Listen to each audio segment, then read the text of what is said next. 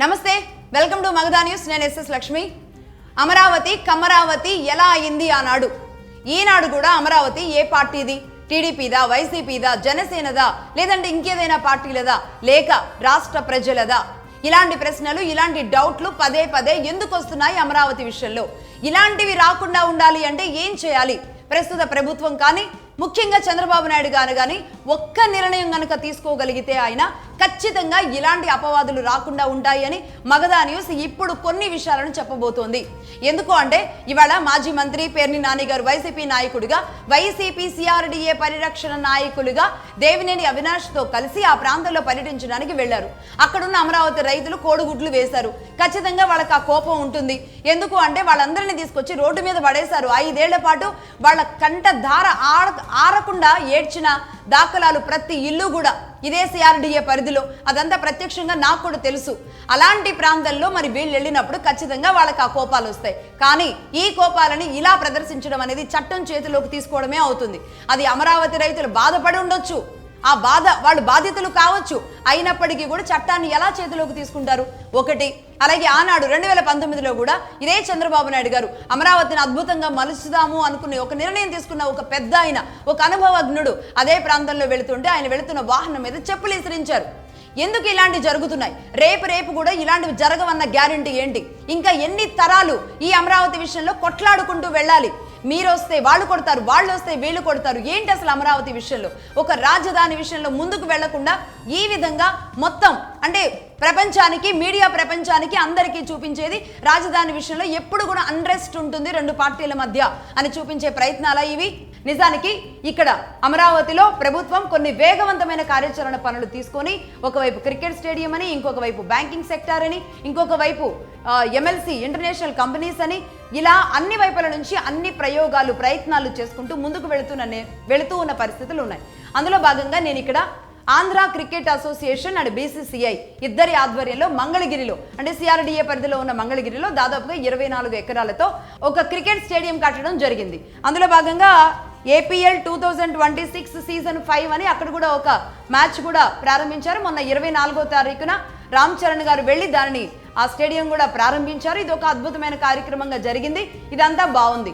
అయితే ఇప్పుడు ఇక్కడ నుంచి ఇదే Andhra cricket association and BCCI సంయుక్తంగా రాష్ట్ర ప్రభుత్వ సపోర్టుతో ఇంకొక 60 ఎకరాలు గనక మాకు కేటాయించారు అంటే దీనిని ఇంటర్నేషనల్ స్థాయి, అంతర్జాతీయ స్థాయి క్రికెట్ స్టేడియంగా మారుస్తాము అని చెప్పి ఆంధ్ర క్రికెట్ అసోసియేషన్ అభ్యర్థించడంతో దాదాపుగా ఒక 50 నుంచి 60 ఎకరాలు భూమిని కూడా ఇక్కడ ప్రభుత్వం కేటాయించింది.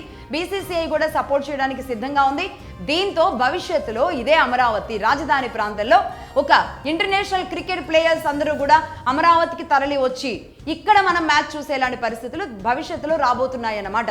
అంటే నిజానికి ఇప్పుడున్న స్టేడియం ఒక 40,000 మంది కెపాసిటీ వరకు ఉంటే భవిష్యత్తులో 1,25,000 వరకు కెపాసిటీ ఉండేలాగా, 1,25,000 మంది వీక్షించేలాగా అంత పెద్ద దాన్ని ఎక్స్టెన్షన్ చేయడానికి కూడా ఏర్పాట్లు చేస్తున్నారు. దానికి 800 కోట్లు బడ్జెట్ పెట్టుకున్నారు.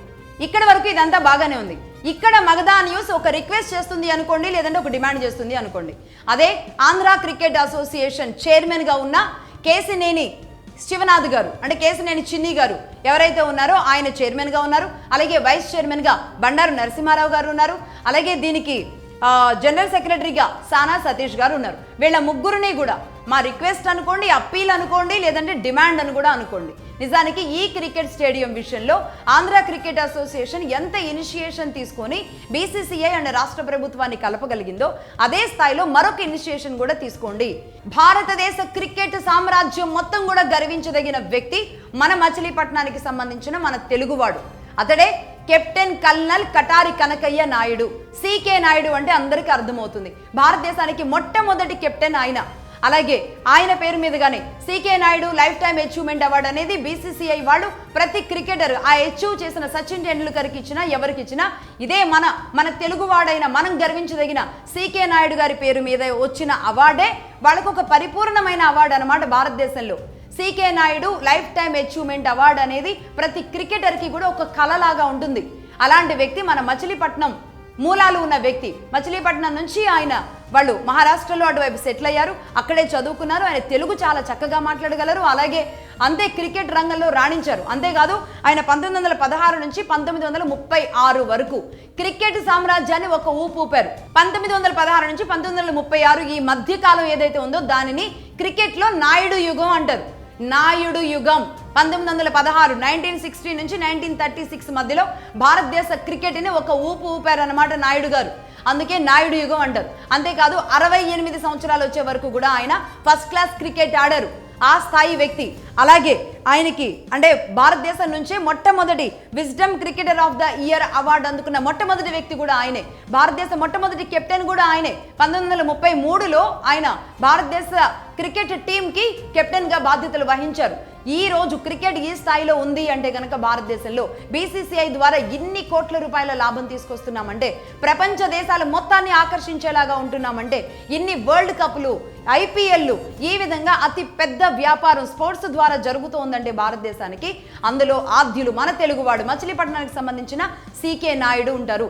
అలాగే ఆంధ్ర క్రికెట్ అసోసియేషన్ వ్యవస్థాపకులు కూడా 1953 ఫిబ్రవరి 5న ఆంధ్ర క్రికెట్ అసోసియేషన్ స్థాపించిన మన తెలుగు వాళ్ళందరూ క్రికెట్ రంగంలో గర్వించదగిన తెలుగు వాళ్ళు మాత్రమే కాదు, భారతీయులందరూ గర్వించదగిన మన మచిలీపట్నం తెలుగు బిడ్డ CK నాయుడు. కాబట్టే ఈ 800 కోట్లతో అంతర్జాతీయ స్థాయిలో నిర్మాణం జరగబోతున్న ఈ అతి పెద్ద క్రికెట్ స్టేడియం ఏదైతే ఉందో దానికి నేను ఇదే ఆంధ్ర క్రికెట్ అసోసియేషన్ అండ్ ప్రభుత్వానికి అప్పీల్ చేస్తున్నాను, రిక్వెస్ట్ చేస్తున్నాం అండ్ డిమాండ్ కూడా చేస్తున్నాం. CK నాయుడు గారి పేరు ఈ క్రికెట్ స్టేడియంకి పెట్టబోతున్నట్లుగా ఒక జీవో తీసుకురావడం మంచిది. BCCI దగ్గర కూడా ఈ ప్రపోజల్, ఈ లెటర్ పెట్టడం మంచిది. దీని ద్వారా ఏమవుతుంది అంటే ఇక్కడ ఉన్న వాళ్ళందరికీ మన తెలుగువాడు ఆ స్థాయిలో వెళ్ళాడు అన్నప్పుడు ఇక్కడ కొత్త క్రికెటర్లు వస్తారు. అలాగే ఇక్కడ హైదరాబాద్లో గచ్చిబౌలి స్టేడియాన్ని నిర్మించారు చంద్రబాబు నాయుడు గారు ఆనాడు. అడవిగా ఉన్న ఈ ప్రాంతం మొత్తం కూడా సస్యశ్యామలం అయిందంటే ఇలాంటి కార్యక్రమాలు తీసుకోవడమే నో డౌట్. కాకపోతే ఇక్కడ బాలయోగి స్టేడియం అని పెట్టారు. సరే, బాలయోగి స్టేడియం అని పెట్టడం ఏంటి? ఆయన పార్లమెంట్ అంటే లోక్సభ స్పీకర్గా పనిచేశారు. కోనసీమ నుంచి వెళ్ళిన బాలయోగి గారు అంటే అందరికీ గౌరవమే.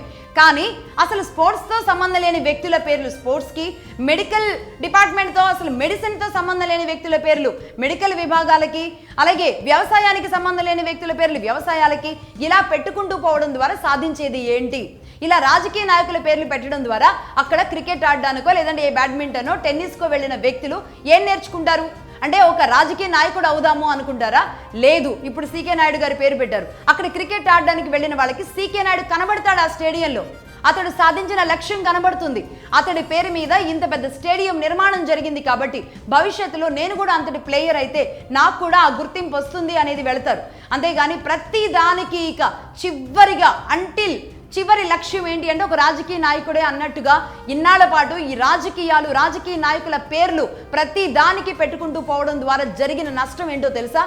రాజకీయాల్లో ఉంటేనే గుర్తింపు వస్తుంది, రాజకీయాల్లో ఉంటేనే డబ్బు వస్తుంది అన్నట్టుగా. అలాంటప్పుడు ఈ లక్ష్యాలు ఎలా ఏర్పాటు చేసుకుంటారు యువత?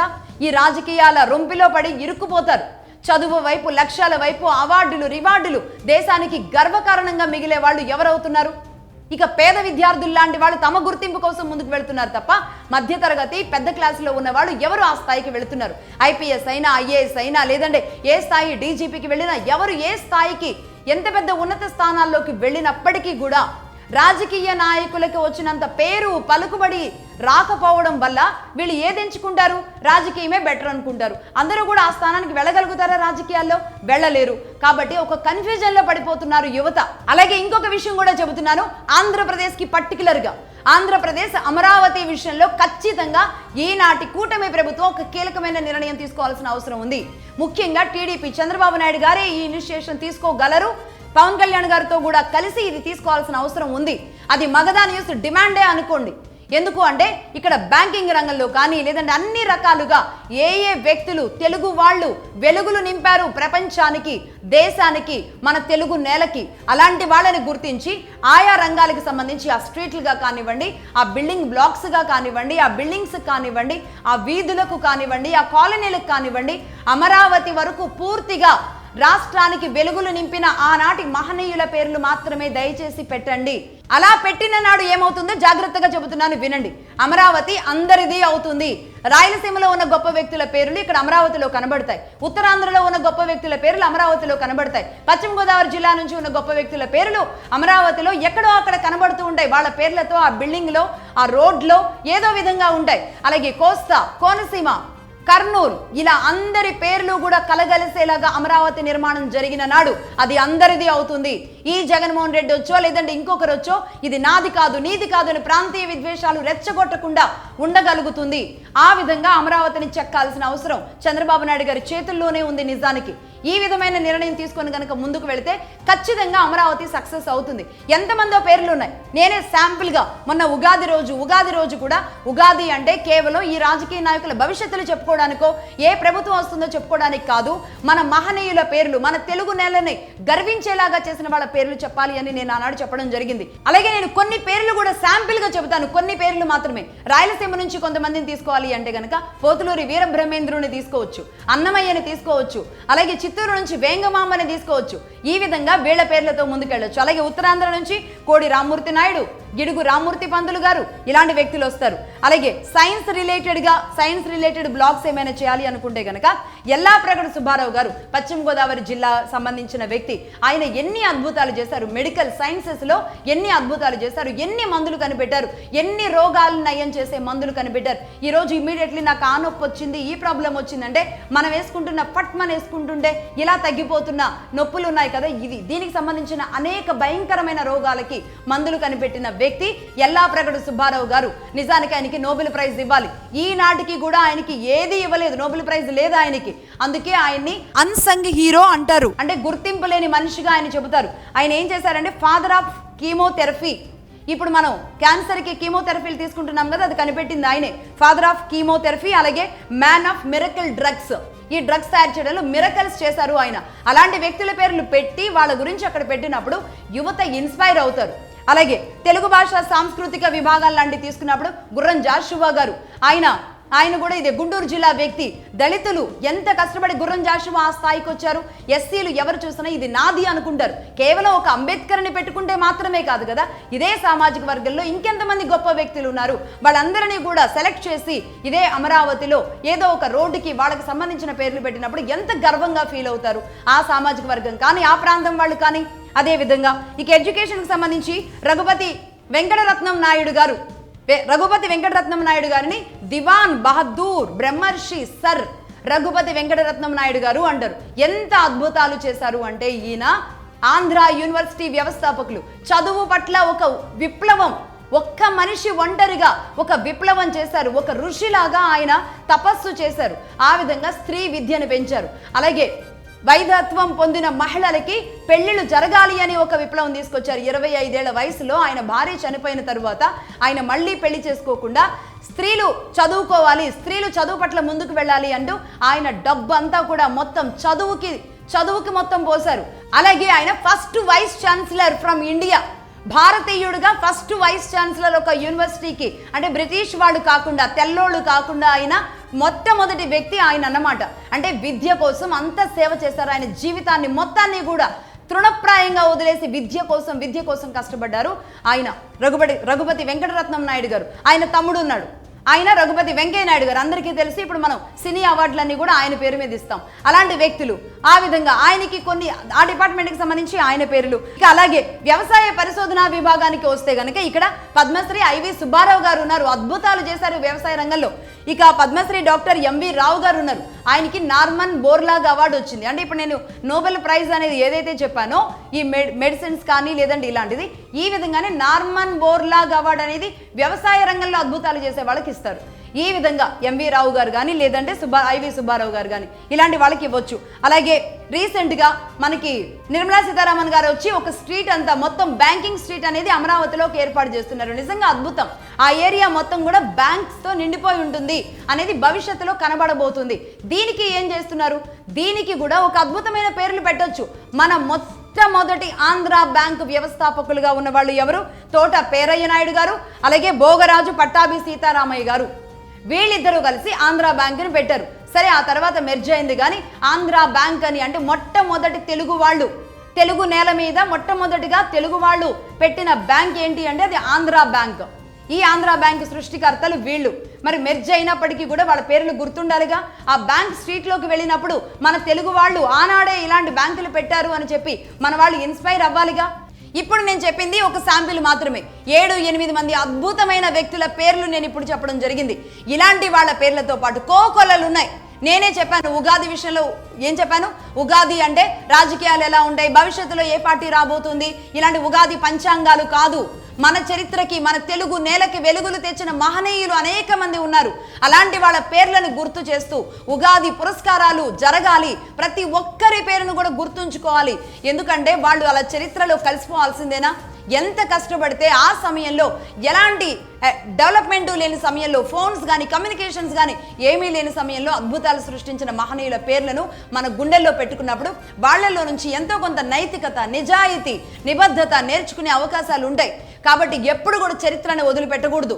చరిత్రలో ఉన్న మహనీయులు, అది కూడా మన తెలుగు నేల మీద, మన ప్రాంతంలో, నా గ్రామం నుంచి వెళ్ళిన వ్యక్తి ఇలాంటి వ్యక్తి అని తెలిసినప్పుడు ఖచ్చితంగా ఆ మార్గంలో వెళ్ళడానికి ఈనాటి యువత కానీ రేపటి యువత కానీ వెళతారు.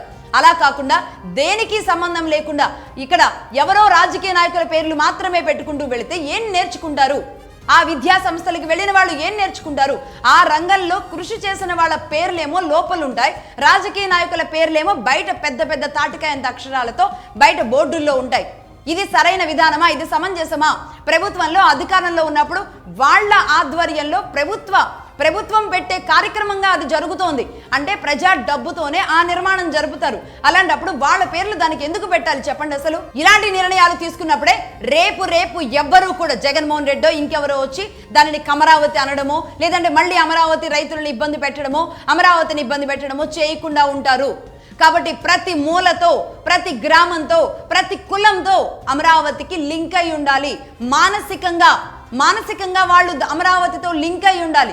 ఏ ప్రాంతంలో ఉన్న వాళ్ళైనా సరే మా వాడి పేరు అక్కడ ఉంది, మా చరిత్రకారుడి పేరు అక్కడ ఉంది, మా నేలకు సంబంధించిన ఒక గొప్ప వ్యక్తి పేరు అక్కడ ఉందని ఇక్కడ ఉత్తరాంధ్ర దగ్గర నుంచి అక్కడ రాయలసీమ, చిత్తూరు మొత్తం నలు దిక్కులు కూడా అమరావతితో లింక్ అయి ఉండాలి. ఒక బలమైన బంధం ఏర్పడాలి అమరావతితో. ఇది మగధా న్యూస్ రిక్వెస్ట్ చేస్తుంది అనుకోండి, అప్పీల్ అనుకోండి, డిమాండ్ అనుకోండి. అలాగే సీకే నాయుడు గారి విషయంలో ఫస్ట్ ఇనిషియేషన్ తీసుకోండి అని సీఎం చంద్రబాబు నాయుడు గారికి మేము రిక్వెస్ట్ చేస్తున్నాం. ఖచ్చితంగా ఆయన తీసుకుంటారని కూడా నేను ఆశిస్తున్నాను. ఆయన తీసుకోగలరు కూడా. ఎందుకంటే సీకే నాయుడు గారి గొప్పతనం అలాంటిది.